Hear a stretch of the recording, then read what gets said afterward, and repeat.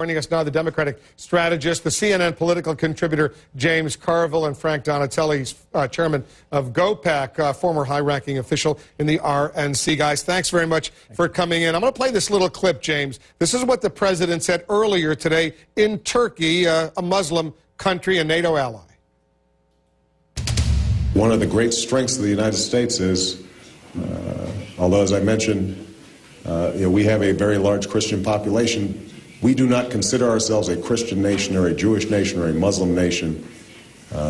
We consider ourselves a nation of citizens who are bound by ideals and a set of values.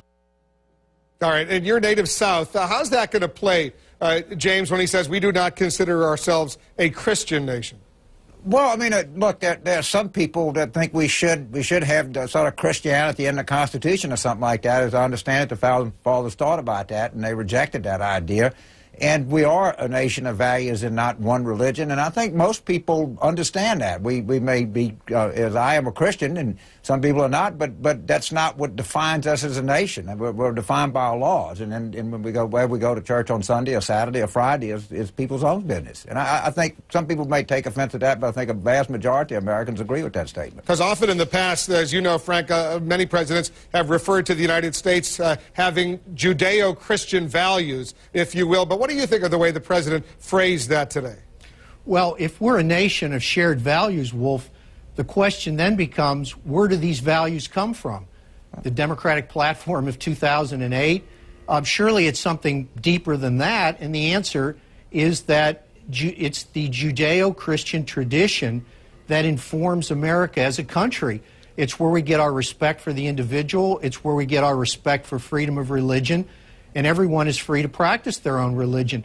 But for the president to deny that our country is informed by Judeo-Christian values, he didn't deny that. He didn't deny that. He said precisely, let me read it to you. He said, we do not consider ourselves a Christian nation or a Jewish nation or a Muslim nation. We consider ourselves a nation of citizens who are bound by ideals and a set of values. Well, the better answer would have been to say that we are a nation that considers ourselves as a product of the Judeo-Christian tradition, because that happens to be accurate.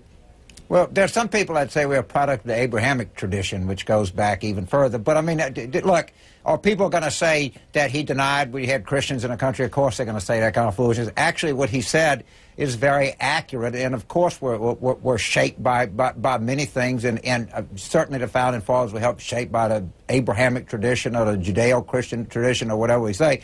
But what he said was an absolute fact.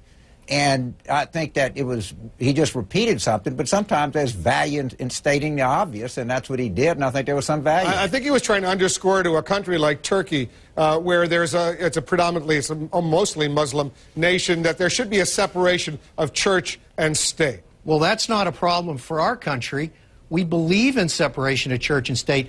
The fact that the president has to appear to apologize for us on that basis seems to me to be ridiculous. Furthermore, Turkey is already an ally of the United States, Wolf. It's been a pretty good ally in the past, even though that there have been some problems.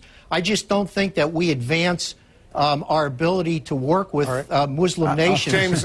James, I didn't hear the president apologizing. I don't know what Frank is exactly talking about. And by the way, no country in the world has struggled more with the distinction between religion and politics as Turkey has, and they have very distinctly, Ataturk very distinctly decided to separate the two. But I think it was very important what the president did, and I think this right-wing claptrap of saying he was apologizing for the United States or denying our heritage or something is just not based in fact. What he said was an absolute fact. It was something that was necessary to say, and he said it in a country that has a unique history in dealing with religion and politics.